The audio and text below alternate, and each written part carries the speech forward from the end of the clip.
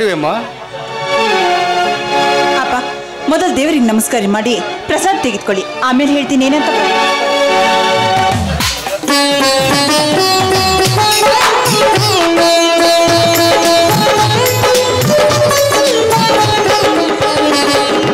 ಅಂಬಿಕಾ, ದಿನನಿತ್ಯ ನೇಮ, ಪೂಜೆ, ಪುನಸ್ಕಾರ, ಆಚಾರ, ಅಭಿಷೇಕ ಅಂತ ಎಲ್ಲವನ್ನು ಮಾಡುತ್ತಿರುವೆ. ದೇವರಲ್ಲಿ ಅಂತ ಹರಿಕೆ ಏನು ಹೊತ್ತಿರುವೆ ಅಮ್ಮ? ಅಪ್ಪ ಅಪ್ಪ ತಂದೆ ದೇವರಿಗಿಂತ ಹೆಚ್ಚಾಗಿರುವಾಗ ಇನ್ನು ಏನಂತ ದೇವರಲ್ಲಿ ಬೇಡಿಕೊಳ್ಳಿ ಅಪ್ಪ. ತಾಯಿಯನ್ನು ಕಳೆದುಕೊಂಡ ನನ್ನನ್ನು ಉಡಿಯಲ್ಲಿ ಹಾಕಿಕೊಂಡು ಮುತ್ತಿನಂತೆ ಬೆಳೆಸಿದ್ದೀರಿ. ರಕ್ತ ಸುಟ್ಟು ವಿದ್ಯಾವಂತಳನ್ನಾಗಿ ಮಾಡಿದ್ದೀರ. ನಿಮ್ಮ ಆಸೆಯಂತೆ ಈಗ ನಿಮ್ಮ ಮುದ್ದಿನ ಮಗಳಾಗಿ ನಿಂತಿದ್ದೀನಪ್ಪ. ನಿಮ್ಮ ಹೌದು ಮಗಳೇ, ನೀ ಹೇಳುವ ಮಾತು ಸತ್ಯವಿದೆ ಅಮ್ಮ. ನಿನ್ನ ಹೆತ್ತಮ್ಮ ನಿನ್ನನ್ನು ಭೂಮಿಗೆ ಬಿದ್ದ ತಕ್ಷಣ ಸತ್ತು ಹೋಗಿಬಿಟ್ಟಳು. ಅವಳ ಅಭಿಲಾಷೆಯಂತೆ ಹೆಜ್ಜೆ ಹೆಜ್ಜೆಗೂ ಚೊಕ್ಕವಾಗಿ ಚಿನ್ನದಂತೆ ಬೆಳೆಸಿದ್ದೇನಮ್ಮ ನಿನ್ನನ್ನು. ಕಾಣುವರ ಕಣ್ಣಿಗೆ ಕೀಳಾಗದೆ ಕೈ ಒಡ್ಡುವ ಮಕ್ಕಳಾಗಬಾರದು ಈ ಸಮಾಜದಲ್ಲಿ. ಸುಶಿಕ್ಷಿತರು, ಸೌಜನ್ಯರು, ಸ್ವಾಭಿಮಾನಿಗಳು ಎನ್ನುವಂತೆ ಬೆಳೆಸಿದ್ದೇನಮ್ಮ ನಿನ್ನನ್ನು. ಅವಳ ಅಭಿಲಾಷೆಯಂತೆ ಹೆಜ್ಜೆ ಹೆಜ್ಜೆಗೂ ಎಚ್ಚರ ವಹಿಸಿ ಚೊಕ್ಕವಾಗಿ ಚಿನ್ನದಂತೆ ಬೆಳೆಸಿದ್ದೇನಮ್ಮ. ಬೆಳೆದು ನಿಂತಿರುವ ನಿನ್ನ ಮದುವೆಯೊಂದು ಮಾಡಿ ಮುಗಿಸಿದರೆ ನನ್ನ ಮನದ ಆಸೆ ಮುಗಿಯಿತಮ್ಮ, ಮುಗಿಯಿತು. ಅಪ್ಪ, ಈ ಮಗಳ ಭವಿಷ್ಯಕ್ಕಾಗಿ ನಿನ್ನ ಆಯುಷ್ಯನ್ನೇ ಮುಡುಪಾಗಿಟ್ಟಿದೀಯ. ಹೆತ್ತ ತಾಯಿಯನ್ನು ಕಳೆದುಕೊಂಡ ನನ್ನಂತ ಆದಷ್ಟು ಹೆಣ್ಣು ಮಕ್ಕಳಿಗೆ ನಿನ್ನಂತ ಅಪ್ಪ ಸಿಕ್ಕಬೇಕಾದ್ರೆ ಪುಣ್ಯ ಮಾಡಿರ್ಬೇಕಪ್ಪ. ನನ್ನ ಮಾತಿಗೆ ಮಾನ್ಯತೆ ಕೊಟ್ಟು ಈ ಪ್ರಾಯದ ಮಗಳಿಗೆ ಮಂಗಳ ಸೂತ್ರ ಕೊಡಿಸೋದಕ್ಕೆ ಸಿದ್ಧವಾಗಿದ್ದೀಯ. ನಿನ್ನ ಮಾತಿನಂತೆ ಈ ಮನೆಯ ಮಾನವನ್ನು ಕಾಪಾಡುವ ಹೆಣ್ಣು ಮಗಳಾಗಿ ಖಂಡಿತ ಬಾಳ್ತೀನಿ ಅಂತ ನಿನ್ನ ಮಾತು ಕೊಡ್ತೀನಿ. ತುಂಬಾ ಸಂತೋಷವಮ್ಮ ಅಂಬಿಕಾ, ತುಂಬಾ ಸಂತೋಷ. ಈ ಬಡವನ ಮಗಳಾದರೂ ಮಾಡಿಕೊಂಡ ಗಂಡನ ಮನೆಗೆ ಗರುಡ ಪಕ್ಷಿ ಆಗದೆ ಆಗಿ ಹೋಗದೆ ಮನೆ ಮುಂದೆ ಬಂದರೆ ಬರಮಾಡಿಕೊಳ್ಳುವ ಅರಗಿಳಿಯಾಗಬೇಕಮ್ಮ. ಮಾನ ಮರ್ಯಾದೆಯ ಮಾತೆ ಸದಾ ನಿನ್ನ ಮನದಲ್ಲಿರಬೇಕು ಅಂಬಿಕಾ. ಹುಟ್ಟಿದ ಮನೆಯ ಕೀರ್ತಿ ಪಟ್ಟವರ ಮನೆಗೆ ಜ್ಯೋತಿಯಾಗಿ ಬೆಳಗಬೇಕು ಮಗಳೇ ಅಂಬಿಕಾ. ಹೊಟ್ಟೆಗೆ ಹಿಟ್ಟಿರೋದಿದ್ದರೂ ಚಿಂತೆ ಇಲ್ಲಮ್ಮ. ಗರತಿಯ ಮಾನಕ್ಕೆ ಬಿಟ್ಟು ಕೊಡಬಾರದಮ್ಮ, ಮಾನ ಬಿಟ್ಟು ಕೊಡಬಾರದು. ಗಟ್ಟಿಕೊಂಡವನಿಗೆ ಗಟ್ಟಿ ಬಂಗಾರವಾಗಬೇಕಮ್ಮ, ಗಟ್ಟಿ ಬಂಗಾರವಾಗಬೇಕು. ಅಕ್ಕಪಕ್ಕದವರನ್ನು ಹಾಲು ಹಣ್ಣಾಗಿ ಪ್ರೀತಿಸಬೇಕು. ಬಾಳಿನುದ್ದಕ್ಕೂ ಬಂಗಾರದ ಬದುಕು ನಡೆಸೆಂದು ನಿನಗೆ ಕೈ ಮುಗಿದು ಕೇಳಿಕೊಳ್ಳುತ್ತೇನಮ್ಮ ಅಂಬಿಕಾ, ನಿನಗೆ.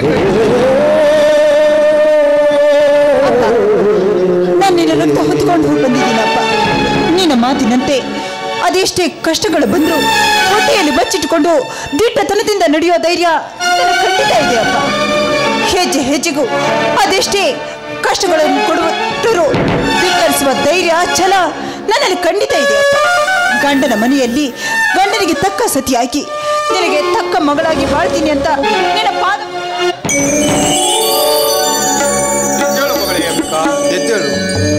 ಹಡೆದವರು ಹೇಳಬೇಕಾದ ಮಾತನ್ನು ನಾನು ನಿನಗೆ ಹೇಳಿದ್ದೇನೆ. ನುಡಿದಂತೆ ನಡೆದುಕೊಳ್ಳಬೇಕಾದವಳು ನೀನು. ಬಹುಕಾಲ ಉಳಿಯುವ ಹೆಸರನ್ನು ಅಳಿಸಿಕೊಳ್ಳಬಾರದಮ್ಮ, ಅಳಿಸಿಕೊಳ್ಳಬಾರದು. ಅದು ನಿನ್ನ ಕೈಯಲ್ಲಿದೆ ಮಗು ಅಂಬಿಕಾ. ಒಂದು ಮಾತು ಮಾತ್ರ. ಏನಪ್ಪ ಅದು? ಹೆಣ್ಣಾದವಳು ತನ್ನ ಜೀವನದಲ್ಲಿ ಎಲ್ಲವನ್ನು ಕಳೆದುಕೊಳ್ಳಲಿ, ಆದರೆ ಹೆಣ್ತನವನ್ನು ಕಳೆದುಕೊಂಡ ಹೆಣ್ಣು ಕಸ ತಿನ್ನುವ ಕತ್ತೆಗಿಂತಲೂ ಕೀಳಾದವಳು. ಹೆಣ್ಣಾಗದೆ ಈ ಭೂಮಿಗೆ ಹೋಗುವ ಹೆಣವಾದರೆ ಎಷ್ಟೇ ಲೇಸು ಮಗಳೇ, ಎಷ್ಟೇ ಲೇಸು. ಆಯ್ತು ಅಪ್ಪ, ನಿನ್ನ ನ್ಯಾಯ ನೀತಿ ಧರ್ಮದ ನುಡಿಯಂತೆ ಖಂಡಿತ ನಾನು ನಡೆದುಕೊಳ್ಳುವ ನಿನ್ನ ಮಗಳಾಗ್ತೀನಿ ಅಪ್ಪ. ನನ್ನ ಆಸೆ ಈಡೇರಿಸುವ ಕೂಸು ನೀನಾದರೆ ನಿನ್ನ ಮದುವೆಯನ್ನು ಮಾಡಿಕೊಂಡ ಗಂಡನ ಮನೆಗೆ ಹೇಗೆ ಕಳಿಸಿದೆ ಗೊತ್ತಾ? ಅಪ್ಪ, ಹೌದೇ? ಹಾಗಾದರೆ ಆಲಿಸಿ ಕೇಳು ಈ ನನ್ನ ಹಾಡನ್ನು.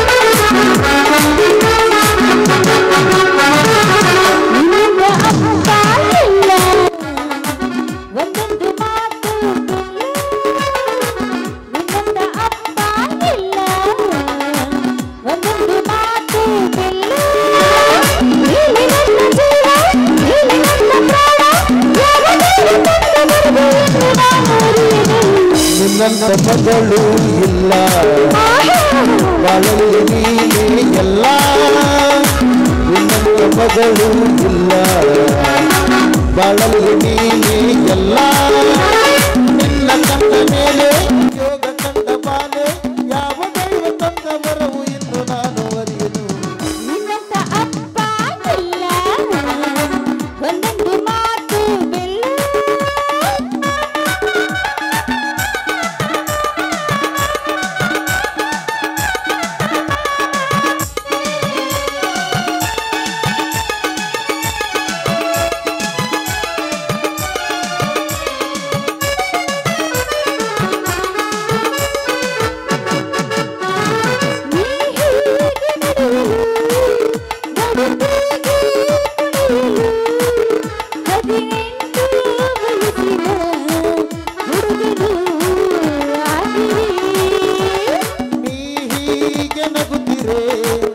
ಜೊತೆಯಾಗಿ ಬರುತ್ತೀರಿ ಆನಂದ ತರುತ್ತೀರಿ ಹುಡುಗನೇ ಎಂಬುದು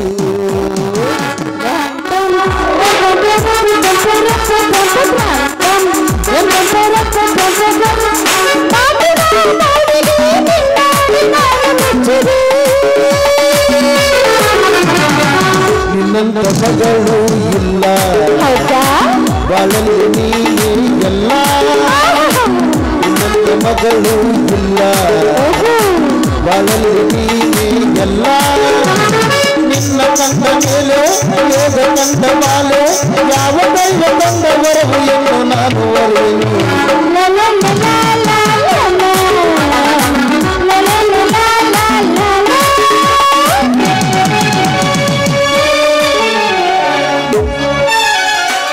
ಅಂಬಿಕಾ, ನಾನು ಸ್ವಲ್ಪ ದಣಿಯರ ಮನೆ ತನಕ ಹೋಗ್ಬಿಡ್ತೇನಮ್ಮ.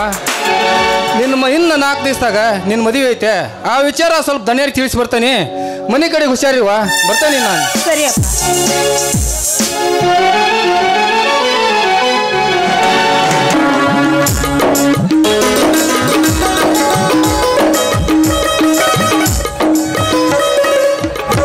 ಮಹಾದೇವಿ,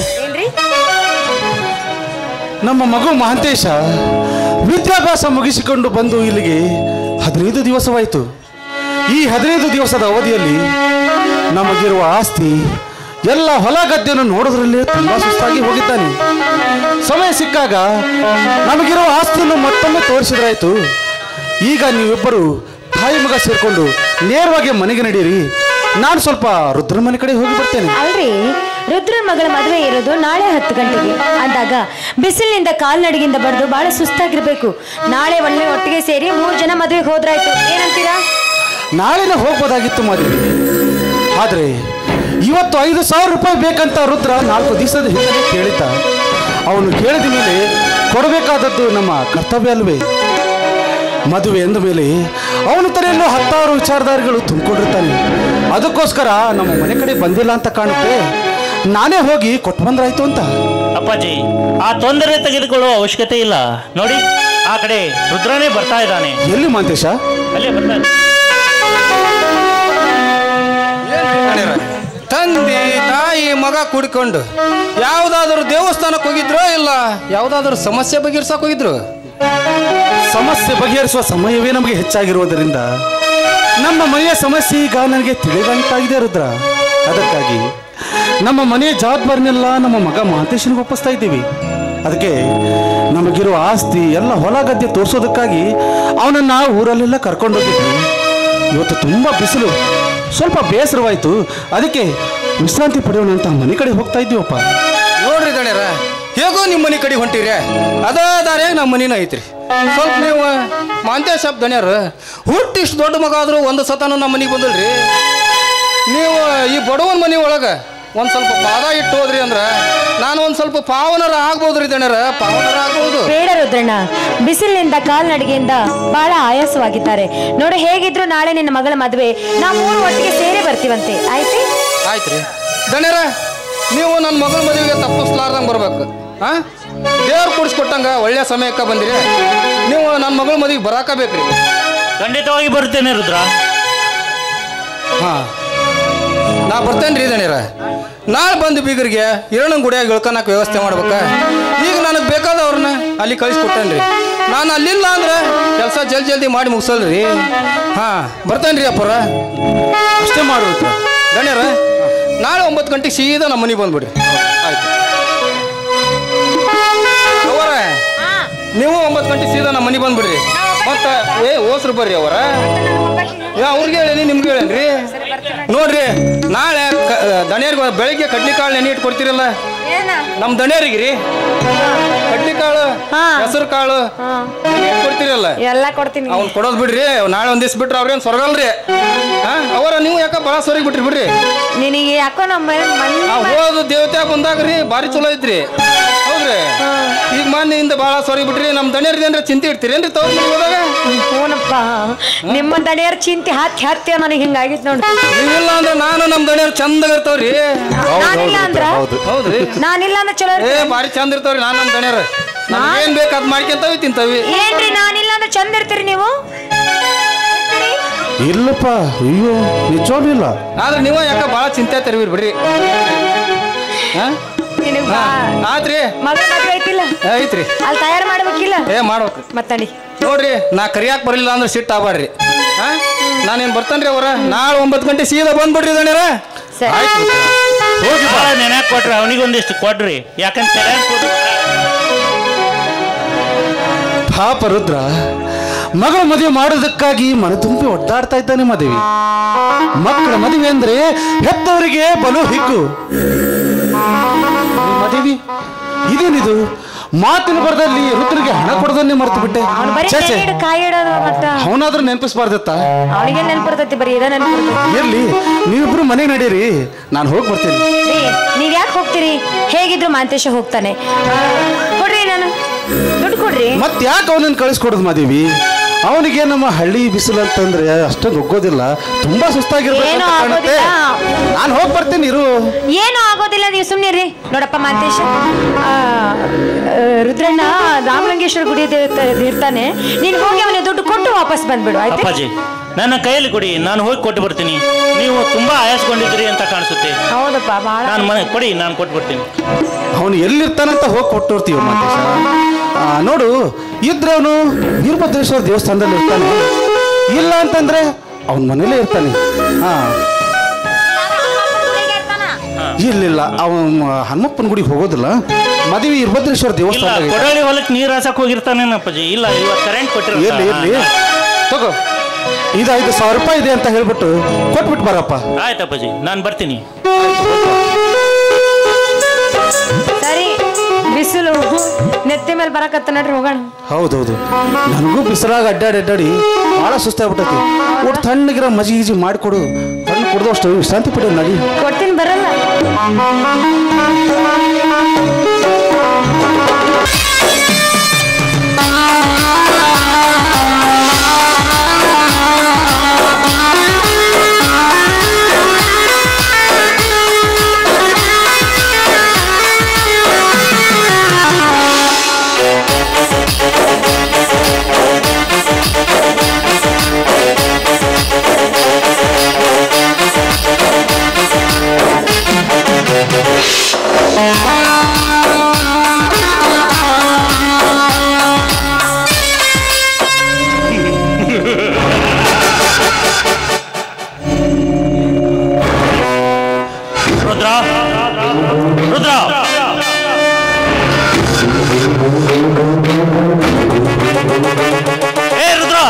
ಮನೆಯಲ್ಲಿ ಯಾರವರು? ನೀನಾ? ನಮ್ಮ ಮನೆಗೆ ಯಾರೋ ಅತಿಥಿ ಬಂದ್ರು ಅಂತ ನಾನು ಭಾವಿಸಿದ್ರೆ ಬಂದಿರುವುದು ನನ್ನ ಬೆನ್ನು ಬಿದ್ದ ಬೇತಾಳದ ಭೂತ. ನನ್ನನ್ನು ಬೆಂಗಳೂರಿನಲ್ಲಿ ಕಾಡಿದ್ದು ಸಾಲದು ಅಂತ ಇಲ್ಲಿವರೆಗೂ ಬಂದಿದ್ದೀನಿ. ಮತ್ತೊಬ್ಬರ ಮನೆಗೆ ಈ ರೀತಿ ಬರೋದಕ್ಕೆ ನಾಚಿಕೆ ಆಗ್ಲಿಲ್ವಾ? ಮಿಸ್ಟರ್ ಮಾತೇಶ್, ನಿಮ್ಮನೆ ಕೇಳ್ತಿರೋದು ಹೇಳಿ ಯಾಕೆ ಬಂದ್ರಿ? ಬರಬೇಕಾದವರ ಮನೆಗೆ ಬಂದಿದ್ದೇನೆ ಅಂಬಿಕಾ. ಮತ್ತೊಬ್ಬರ ಮನೆಗೆ ತಪ್ಪಿ ಹೆಜ್ಜೆಡಲು ಲಜ್ಜೆ ಬಿಟ್ಟ ಪುರುಷ ನಾನಲ್ಲ. ನಾನ್ಯಾರೆಂಬುದನ್ನು ನೀನಿನ್ನೂ ಅರಿತುಕೊಂಡಿಲ್ಲ. ಅರಿತುಕೊಂಡಿದ್ದರೆ ನಾನು ಬರುವ ಮುನ್ನವೇ ಬಾಗಿಲಲ್ಲಿ ನಿಂತು ನನ್ನನ್ನು ಸ್ವಾಗತ ಮಾಡಿಕೊಳ್ಳುತ್ತಿದ್ದೆ. ಈ ವಿಷಯ ತಿಳಿಯಲಾರ್ದ ಇನ್ನು ನಿನ್ನ ದುರ್ದೈವ. ನೀನು ಧನರಾಜ್ ದಣಿ ಹತ್ರ ದುಡಿಯೋ ರುದ್ರನ ಮಗಳು ತಾನೆ? ಹೌದು, ನಿನಗೇನಾಗ್ಬೇಕು? ನೀನ್ ಯಾಕೆ ಇಲ್ಲಿಗೆ ಬಂದೆ? ಬರಬೇಕಾದವರ ಮನೆಗೆ ಬಂದಿದ್ದೇನೆ ಅಂಬಿಕಾ. ಬಯಸಿ ಬರಬೇಕಾದವರ ಮನೆಗೆ ಬಂದವನು ನಾನಲ್ಲ. ಬರುವ ಅವಶ್ಯಕತೆ ತಂದುಕೊಂಡವನು ನಿನ್ನ ತಂದೆ. ಅಂದ್ರೆ ನಾನು ಈ ಊರಿನ ಧನರಾಜ್ ದಣಿ, ಒಬ್ಬನೇ ಒಬ್ಬ ಸುಪುತ್ರ ಮಾಂತೇಶ್ ದಣಿ ನಾನೇ. ಅಂದ್ರೆ ನೀನು ಧನರಾಜ್ ದಣಿ ಮಗನ? ಯಾಕೆ? ಹೌದು, ನಾನೇ. ಅಂಬಿಕಾ, ನಿನ್ನ ಮೈಯಲ್ಲಿ ಹರಿಯುವ ರಕ್ತ ಹೆಪ್ಪುಗಟ್ಟಿತೆ ಅಥವಾ ನಿಂತ ನೆಲವೇ ನಂಬದಾಯಿತೆ? ಇಲ್ಲ ಮಾತನಾಡುವ ನಾಲಿಗೆ ನಾಚಿ ಹೋಯಿತೆ? ಅಂಬಿಕಾ, ನಿನ್ನ ಪ್ರೀತಿ ಬಯಸಿದ್ದು ನನ್ನ ತಪ್ಪಾಯಿತೆ? ತಪ್ಪಲ್ಲ, ಆದ್ರೆ ಈ ವಿಷಯವನ್ನ ಕೇಳಿ ಮನೆ ದುಃಖವಾಗ್ತಿದೆ. ಯಾಕೆ? 10 ಜನರಿಗೆ ಬುದ್ಧಿ ಹೇಳುವ ಶಿವಶರಣರ ಮಠದಲ್ಲಿ ಗಿಳಿ ಹುಟ್ಟದೆ ಪಾಪಿ ಹುಟ್ಟಿತಲ್ಲ ಅಂತ ದುಃಖವಾಗ್ತಿದೆ.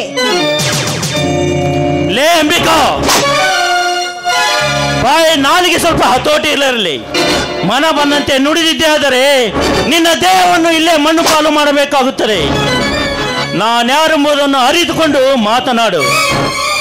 ನಿನ್ನಂತ 10 ಜನರಿಗೆ ಅನ್ನ ಹಾಕುವ ಪುಣ್ಯವಂತರ ಮನೆತನ ನನ್ನದು. ನಾನು ಮನಸ್ಸು ಮಾಡಿದರೆ ನಿನ್ನಂತ 10 ಹೆಣ್ಣುಗಳನ್ನು ತಂದು ಸಾಲಾಗಿ ನಿಲ್ಲಿಸಬಲ್ಲೆ. ಆ ಶಕ್ತಿ ನನ್ನಲ್ಲಿದೆ. ನಿನ್ನನ್ನು ಕಟ್ಟಿಕೊಳ್ಳಲೇಬೇಕೆಂಬ ಕೆಟ್ಟ ಗುಣ ನನ್ನಲ್ಲಿ ಹಠ ಮಾಡಿ ನಿಂತಿದೆ. ಯಾಕೆ ಹಾಗಾದ್ರೆ ನಾನು ಅಷ್ಟೊಂದು ರೂಪವತಿಯೇ? ಅಂಬಿಕಾ, ನಿನ್ನ ರೂಪ ಲಾವಣ್ಯ ನನ್ನನ್ನು ಮೂರ್ಖನನ್ನಾಗಿ ಮಾಡಿಬಿಟ್ಟಿದೆ. ನಿನ್ನ ಯೌವನದ ಹೊಳೆಯಲ್ಲಿ ಅಂಬಿಗನಾಗಿ ಈಜಬೇಕೆಂಬ ಹುಚ್ಚುತನ ನನ್ನ ಮನದಲ್ಲಿ ತುಂಬಿ ನಿಂತಿದೆ.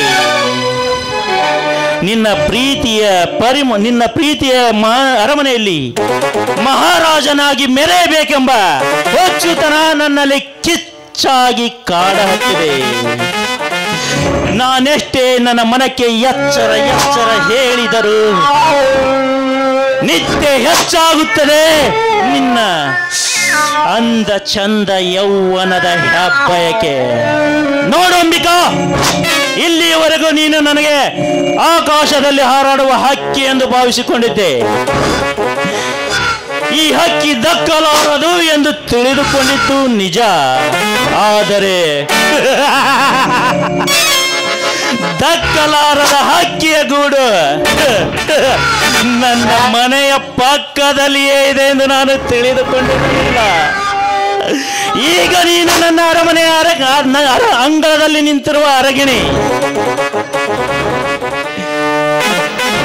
ಅಂಬಿಕಾ, ನಿನ್ನ ಮನದಿಚ್ಛೆಯಂತೆ ನಡೆದರೆ ಸರಿ, ಇಲ್ಲದಿದ್ದರೆ ನಿನ್ನ ದೇಹವನ್ನು ಕುಕ್ಕುವ ರಣಹದ್ದು ನಾನಾಗಬೇಕಾಗುತ್ತದೆ.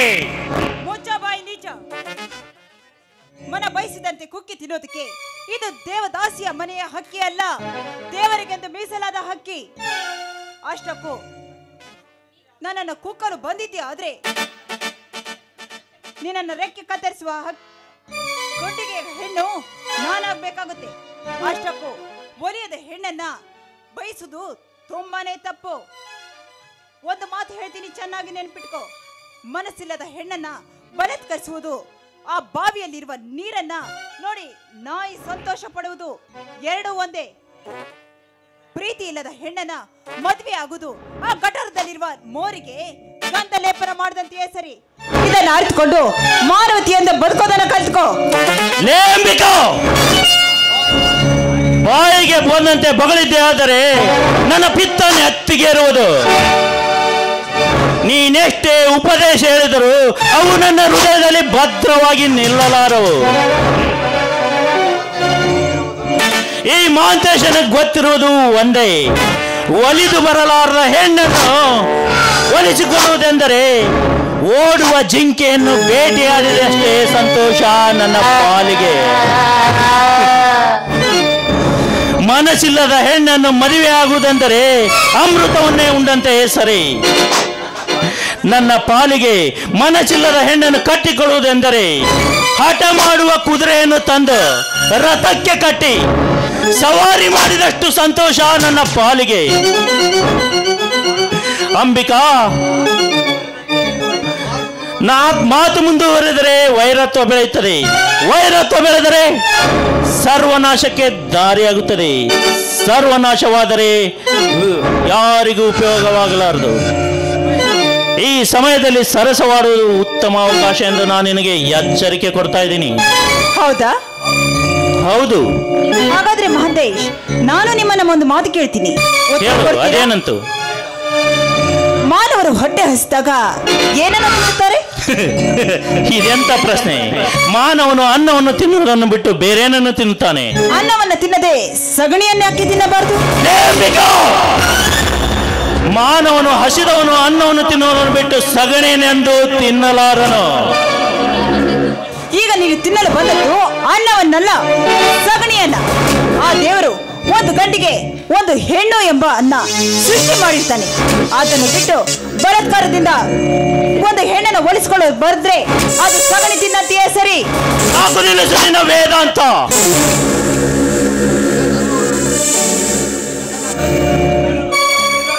ನಿನ್ನ ತತ್ವಗಳನ್ನು ಕೇಳಲು ನಾನು ಇಲ್ಲಿಗೆ ಬಂದಿಲ್ಲ. ನಾನು ಇವತ್ತು ಎರಡರಲ್ಲಿ ಒಂದು ತೀರ್ಮಾನ ಮಾಡಿಕೊಂಡೇ ಬಂದಿದ್ದೇನೆ. ಎರಡರಲ್ಲಿ ಒಂದಾಗಲೇಬೇಕು. ಏನಾಗ್ತದೆ? ನಿನ್ನ ಅಂಗಳದಲ್ಲಿರುವ ಯೌವನದ ಅಂಗಳದಲ್ಲಿರುವ ಅಂದ ಚಂದವನ್ನು ಮಂಗವಾಗಿ ಉಣ್ಣಬೇಕು ಒಂದು, ಇಲ್ಲ ನನ್ನ ಕೈಯಲ್ಲಿ ನಿನ್ನ ಪ್ರಾಣ ಕಳೆದುಕೊಳ್ಳಬೇಕು ಒಂದು. ಅಂಬಿಕಾ, ಈಗ ಹೇಳು, ಯಾರ ದೈವದಲ್ಲಿ ದುರಂತ ವರ್ಷಿದೆ ಎಂದು? ನಿನಗಿನ್ನು ಕಾಲಾವಕಾಶ ಇಲ್ಲ, ಸ್ವಲ್ಪ ವಿಚಾರಿಸು. ಅಂತೂ ಇವನು ನನ್ನನ್ನು ಬಿಡುವಂತೆ ಕಾಣುತ್ತದೆ. ಇವನಿಂದ ಹೇಗಾದ್ರೂ ಪಾರಾಗಬೇಕು ಅಂದ್ರೆ ಇವನನ್ನು ಪ್ರೀತಿಸಿದಂತೆ ನಡೆ ಮಾಡಿ ಇವನಿಂದ ಪಾರಾಗಲೇಬೇಕು. ನೀವು ನನ್ನನ್ನು ಇಷ್ಟೊಂದು ಪ್ರೀತಿ ಮಾಡ್ತೀರಾ ಅಂತ ನನಗೆ ನಿಜಕ್ಕೂ ಗೊತ್ತಿರಲಿಲ್ಲ. ಪ್ರೀತಿಗಾಗಿ ಪ್ರಾಣ ಕುಡಿದಕ್ಕೂ ರೆಡಿ ಇದ್ದೀರಾ, ಪ್ರಾಣ ತೆಗೆಯೋದಕ್ಕೂ ರೆಡಿ ಇದ್ದೀರಾ. ನಿಮ್ಮಂಥವ್ರು ಮತ್ತೆಲ್ಲಿ ಸಿಗಬೇಕು ನನಗೆ ಹೇಳಿ. ಇದು ಸತ್ಯವೇ? ಇದರಲ್ಲಿ ಮೋಸವಿಲ್ಲ ತಾನೆ? ಮೋಸ ಮಾಡಿದ್ರೆ ನಿಮ್ಮಂಥವ್ರು ನನಗೆ ಮತ್ತೆ ಸಿಗಬೇಕಲ್ಲ. ಹಾಗಾದರೆ ಶುರುವಾಗಲಿ ನಮ್ಮ ಪ್ರೇಮದ ಪ್ರಯಾಣ.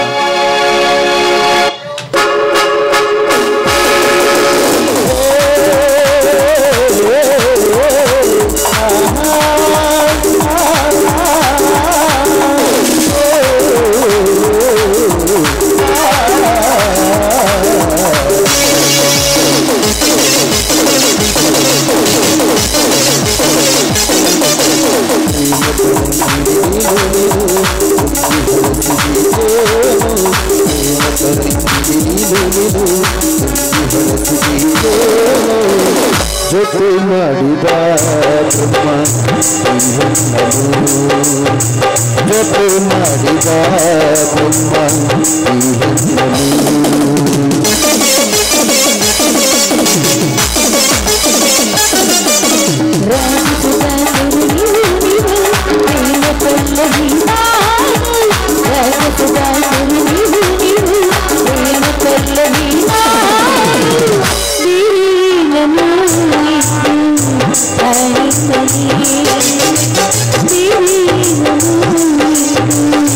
Bye.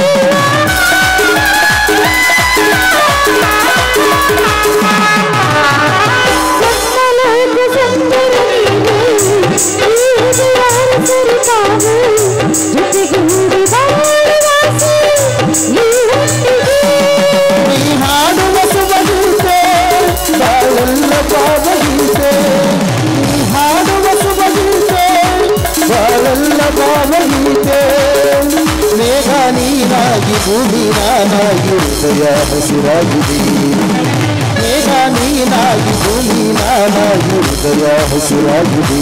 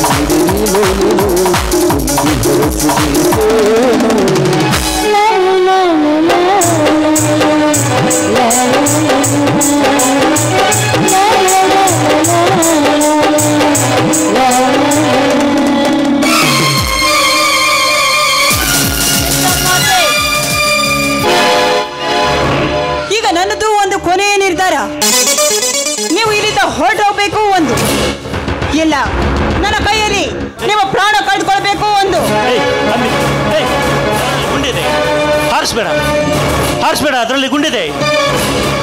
ಹೇ ಅಂಬಿಕಾ, ಹೋಗ್ತೀನಿ, ನಾನು ಹೋಗ್ತೀನಿ. ಹೇ ಯಾರಲ್ಲಿ?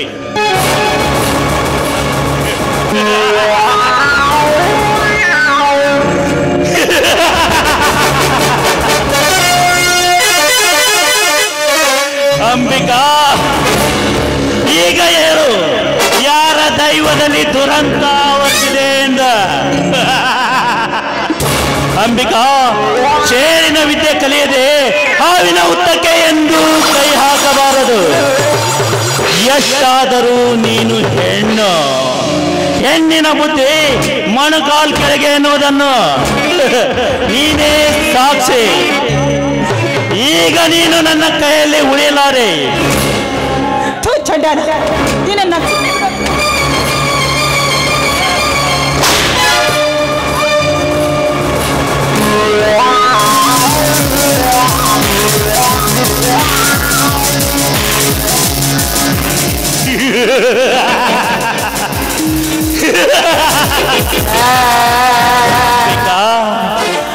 ಈಗ ಈ ಮನ್ಮಥನಿಂದ ಅಭಿಷೇಕ.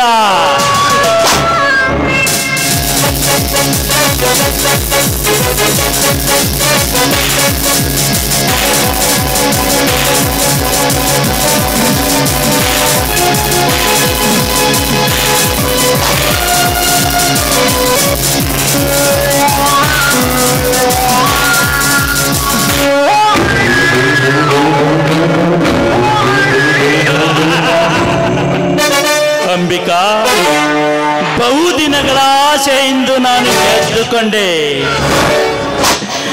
ನಿನ್ನ ಮನ ಮುಟ್ಟಿದ ಮೊದಲನೆಯ ಪುರುಷ ನಾನೇ. ಅದಕ್ಕೆ ಅನ್ನೋರು ಮದುವೆ ಆಗುವುದು ಅರವಿಂದನೊಂದಿಗೆ. ಅದಕ್ಕೆ ಅನ್ನೋರು ಯಾರ ಮುಡಿಗೆಂದು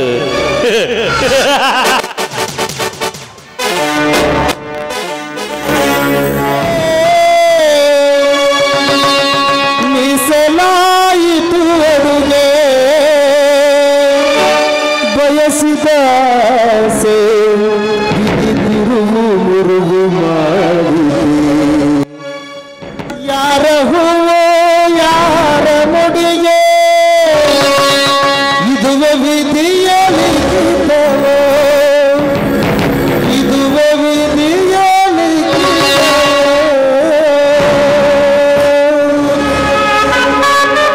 ಸೃಷ್ಟಿಕರ್ತನೆ, ಅದೆಷ್ಟು ಕೆಟ್ಟದಾಗಿ ಬರ್ದಿರುವೆ ಈ ಹೆಣ್ಣಿನ ಹೊಣೆ ಬರವದ್ದ. ಬದುಕೆಂಬ ಸಂತೆಯಲ್ಲಿ ಆಸೆಯನ್ನು ಹೊತ್ತು ಮದುಮಗಳಾಗಿ ನನ್ನವರಿಗಾಗಿ ಬಾಗಿಲಲ್ಲಿ ನಿಂತು ಕಾಯುತ್ತಾ ಇದ್ದೆ. ಆದ್ರೆ ಈ ನನ್ನ ಶೀಲವೆಂಬ ಸೇತುವೆಯಲ್ಲಿ ನುಚ್ಚುನೂರಾಗಿ ಹೋಯ್ತಲ್ಲ, ನುಚ್ಚುನೂರಾಗಿ ಹೋಯ್ತಲ್ಲ. ನಾನು ಶೀಲ ಕಳೆದುಕೊಂಡು ನಾನು ಪವಿತ್ರ ಪಾತ್ರೆಯಲ್ಲಿರುವ ಅಮೃತವೆಂದು ಭಾವಿಸಿರುವ ನನ್ನ ಅರವಿಂದನಿಗೆ ನಾನು ಯಾವ ಭಾವಚಿತ್ರವನ್ನು ತೋರಿಸಿದೆ? ಇಲ್ಲ ಇಲ್ಲ, ನಾನೇ ಅವರ ಮುಖವನ್ನು ತೋರಿಸಿದೆ.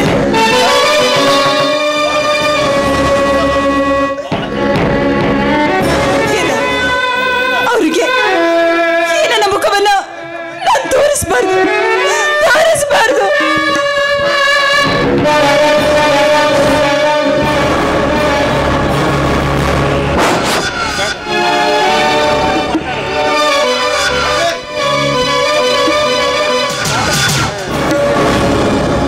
ಅಂಬಿಕಾ, ಸ್ವರ್ಗ ಸಿರಿ ಸಂಪತ್ತು ಇವೆಲ್ಲ ನನಗೆ ಯಾವುದು ಬೇಡ. ನಿನ್ನ ಪವಿತ್ರ ಪ್ರೇಮ ಶ್ರೀಮಂತ ಕೇಸಿಲ ಸ್ವರ್ಗದ ಸಮಾನತೆಯೇ ನಿನ್ನ ಸೌಂದರ್ಯ. ಶ್ರೀಗಂಧದ ಪರಿಮಳದಷ್ಟು ನಿನ್ನ ಗುಣ. ಇದರ ಮುಂದೆ ಸ್ವರ್ಗ ನನ್ನ ಕಣ್ಣಲ್ಲಿ ಕೀಳಾಗಿ ಕಾಣುವುದು. ಇಲ್ಲ, ನೀವು ತಿಳಿದುಕೊಂಡ ಹಾಗೆ ಈ ಅಂಬಿಕಾ ಅಮೃತವಾಗಿ ಉಳಿದಿಲ್ಲ. ಅರವಿಂದ್, ಅಮೃತವಾಗಿ ಉಳಿದಿಲ್ಲ. ಅಮೃತ ತುಂಬಿದ ಪಾತ್ರೆಗೆ ಮೃಗ ಮಾನವ ಬಂದು ಉಪ್ಪಿನ ಹರಳನ್ನು ಬೆರೆಸಿ ಹೋಗಿದ್ದಾನೆ. ಈ ಅಮೃತದಲ್ಲಿ ಅಮೃತವಾಗಿ ಉಳಿದಿಲ್ಲ. ಅರವಿಂದ್, ಅಮೃತವಾಗಿ ಉಳಿದಿಲ್ಲ. ವಿಷದ ಕೊಂಡವಾಗಿದೆ ಅರವಿಂದ್, ವಿಷದ ಕೊಂಡವಾಗಿದೆ. ಹೌದು ಹೌದು, ನಾಳೆ ನನ್ನ ಮದುವೆ. ಈ ಮದುವೆ ಮಂಟಪಕ್ಕೆ ನಾನು ಕಾಣಬೇಕಾದವಳು ಈಗ ನಾಯಿ ಮುಟ್ಟಿದ ಮಡಿಕೆ ಅಂತ. ಈ ನನ್ನ ಅಪವಿತ್ರ ಶೀಲವನ್ನ, ಈ ನನ್ನ ಮುಖವನ್ನು ತೆಗೆದುಕೊಂಡು ಹೋಗಿ ಅರವಿಂದನಿಗೆ ತೋರಿಸ್ಲಿ. ಇಲ್ಲ ಇಲ್ಲ, ಅದು ಸಾಧ್ಯವೇ ಇಲ್ಲ.